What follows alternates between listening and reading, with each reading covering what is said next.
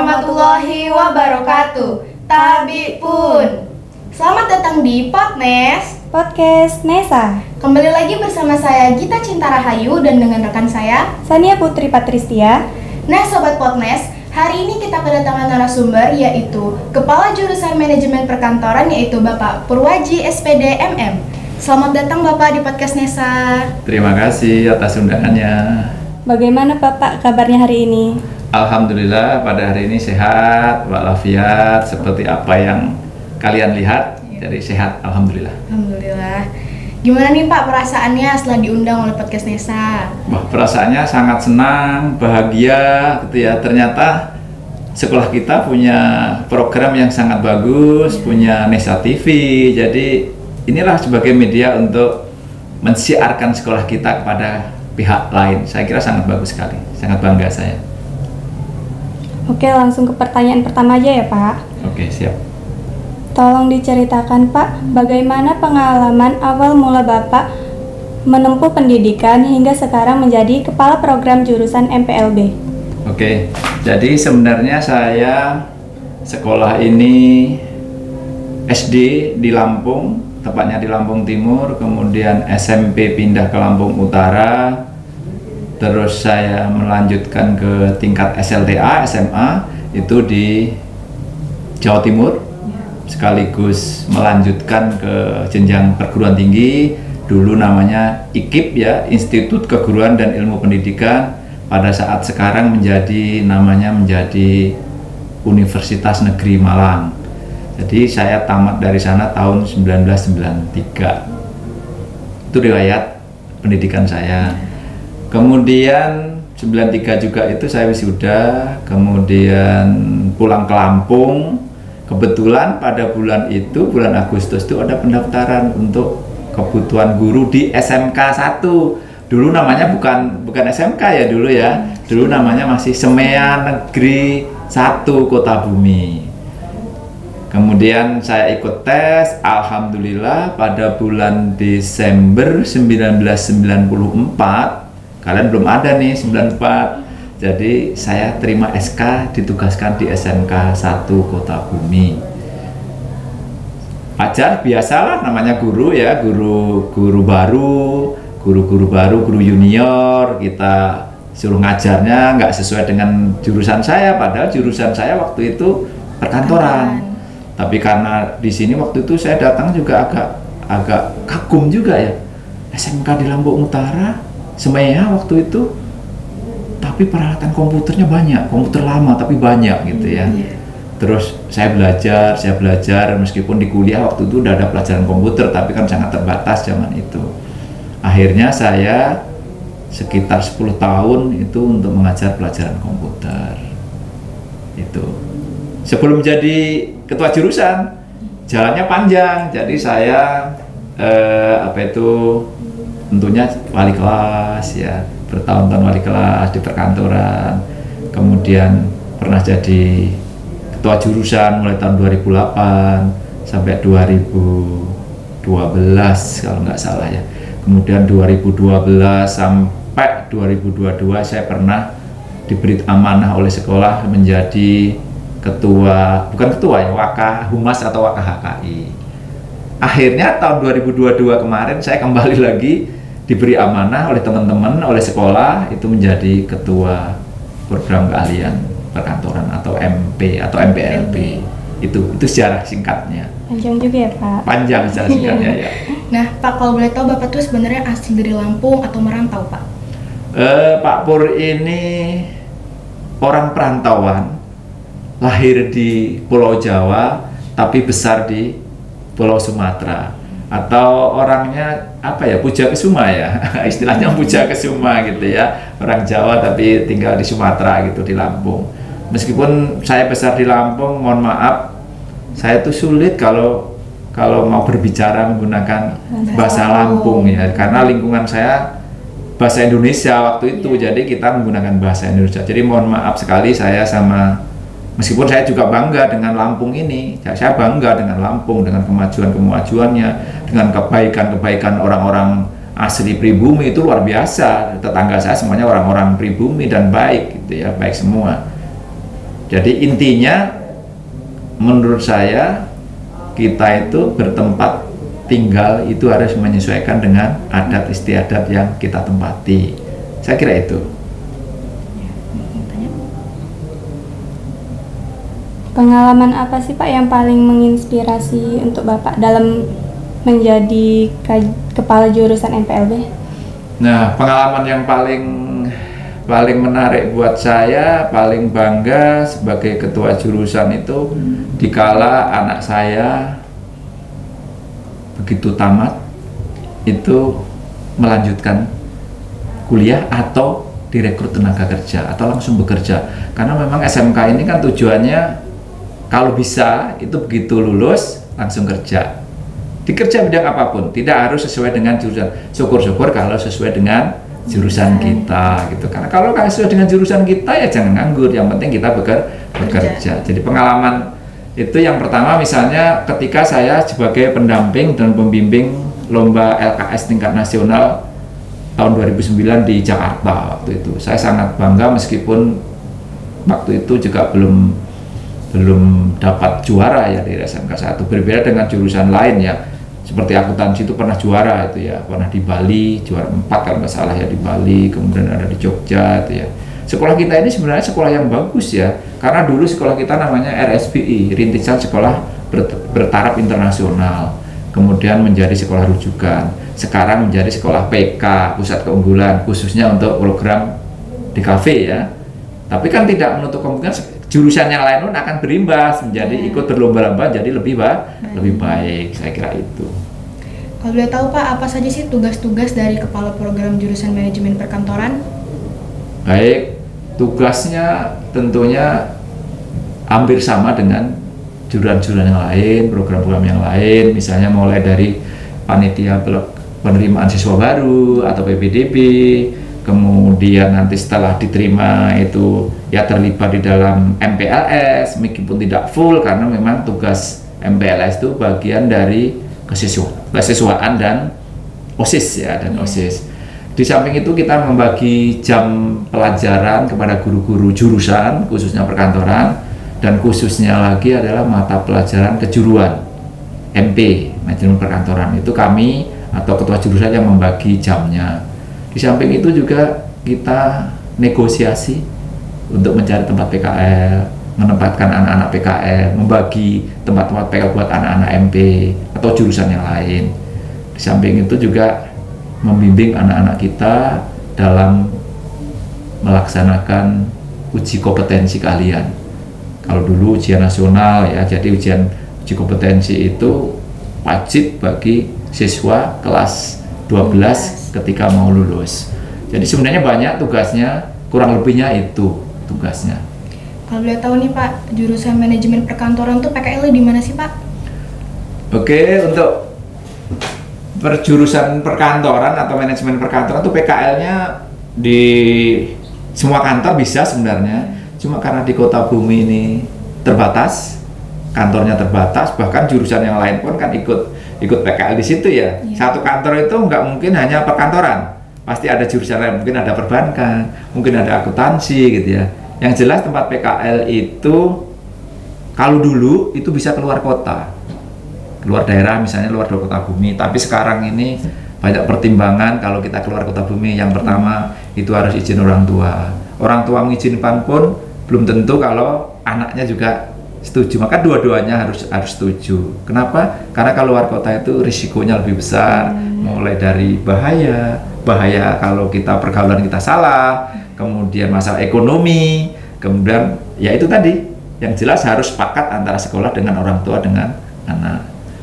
Intinya tempat PKL perkantoran itu semua kantor bisa, baik kantor pemerintah maupun swasta. Tidak menutup kemungkinan juga PKL di sekolah. Kalau memang terpaksa harus PKL di sekolah nggak apa-apa, karena sekolah kita juga ada kantornya, tata usaha. Saya kira itu tempat PKL.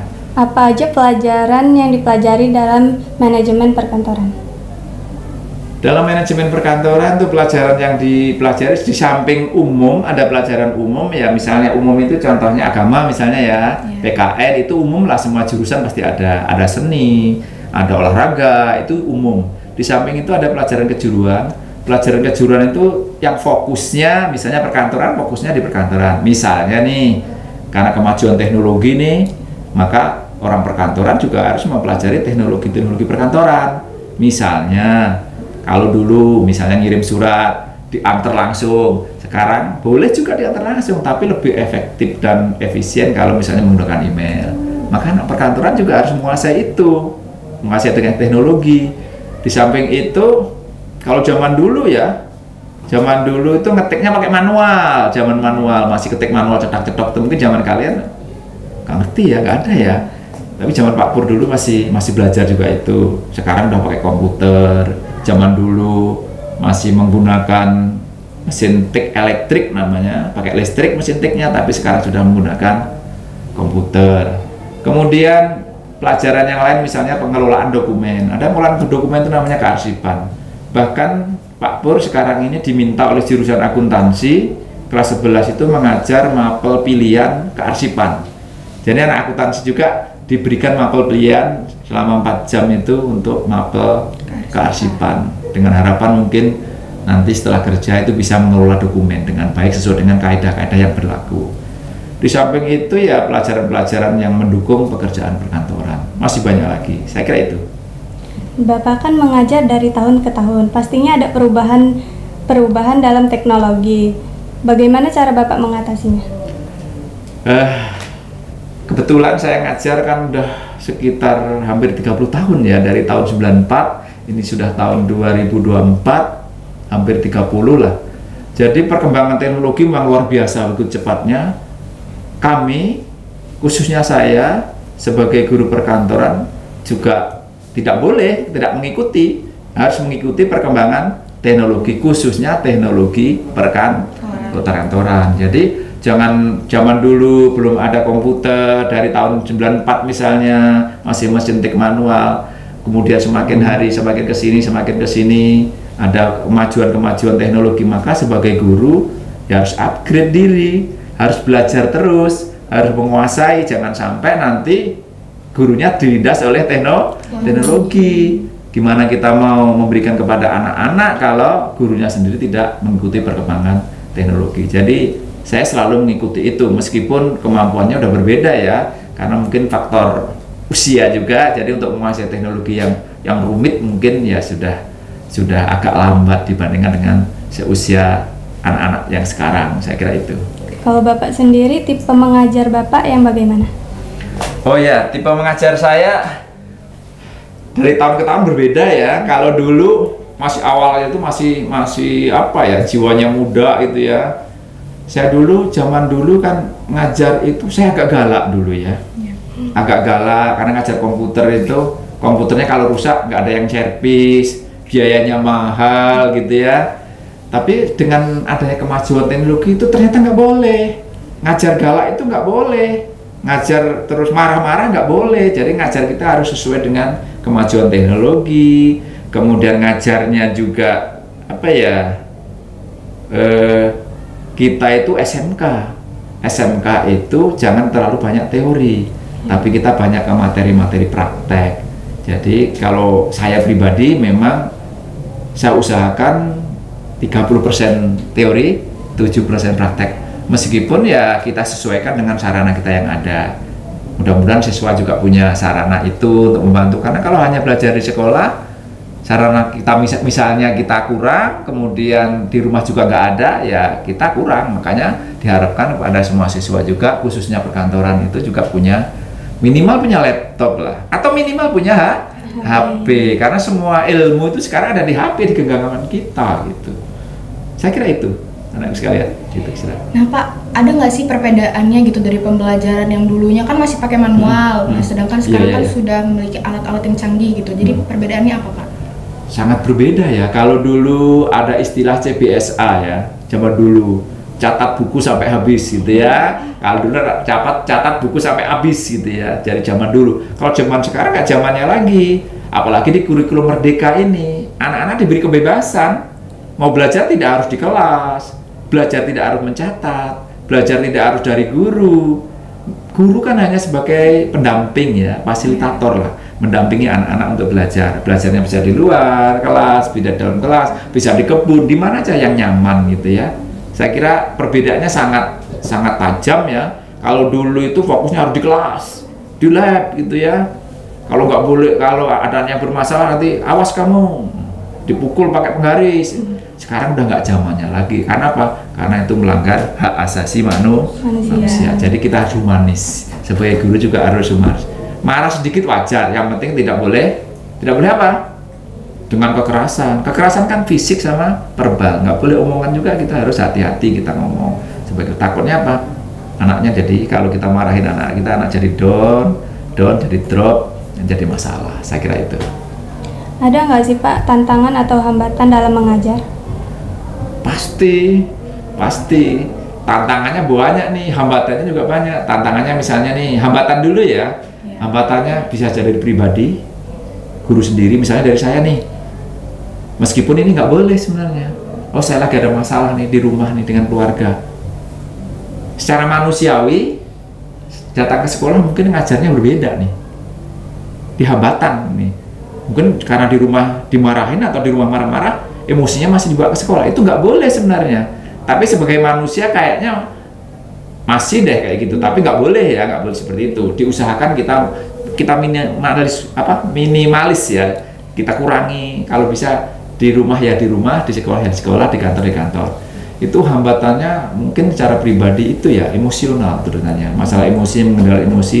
Sebagai guru yang baik harus yang mengendalikan emosi kita gitu ya. Dimanapun kita berada, apalagi dengan anak-anak kita di kelas, anak-anak kita di sekolah, dengan rekan kerja. Kemudian tantangannya ya banyak, apalagi kemajuan teknologi. Sebagai tantangan sebagai guru kita harus upgrade diri, belajar terus. Kalau nggak belajar terus nanti kita jadi ketinggalan. Siswanya udah pinter, gurunya belum ngerti. Jadi gimana Pak cara Bapak mengatasi tantangan sama hambatan tersebut?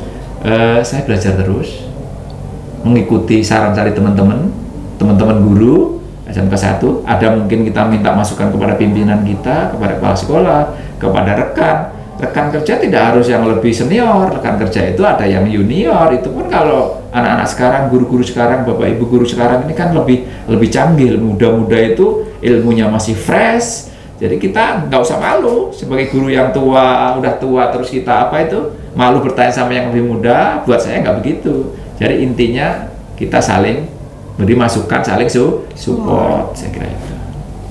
Apa harapan Bapak untuk siswa-siswi SMK Negeri 1 Kota Bumi?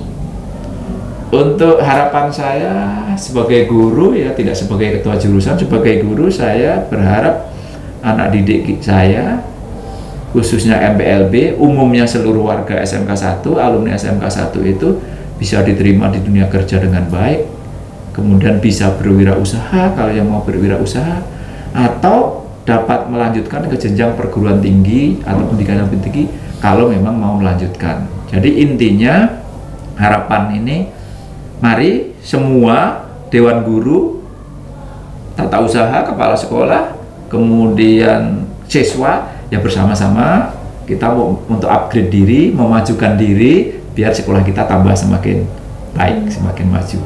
Ya. Masih ada satu pertanyaan lagi nih Pak. Boleh.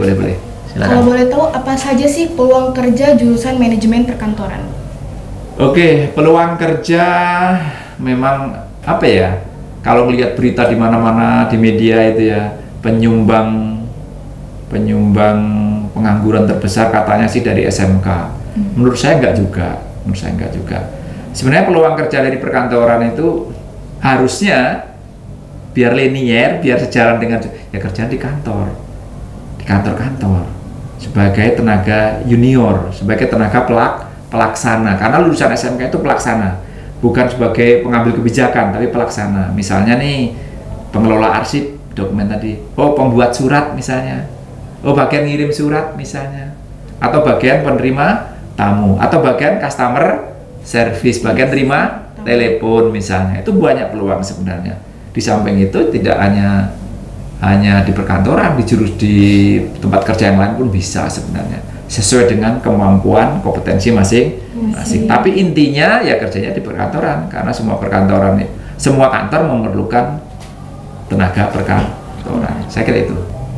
Mungkin sudah cukup ya Pak podcast kita hari ini. Terima kasih Bapak sudah meluangkan waktunya untuk hadir di podcast kita hari ini. Terima kasih sama-sama. Kalau ada hal-hal yang kurang berkenan, saya mohon maaf. Ya, terima kasih. Sukses selalu buat kita semua. Amin. Semoga SMK 1 semakin jaya, semakin maju. Amin. Terima kasih. Nah Sobat Podnes, selesai sudah podcast kita hari ini, yang dimana setelah adanya podcast ini kita dapat menambah pengetahuan dan wawasan tentang manajemen perkantoran. Oke Sobat Podnes, nantikan podcast kita selanjutnya ya. Kami sebagai host podcast hari ini izin undur diri dan maaf bila ada salah kata. Kami akhiri. Wassalamualaikum warahmatullahi wabarakatuh. Sampai jumpa Sobat Podnes.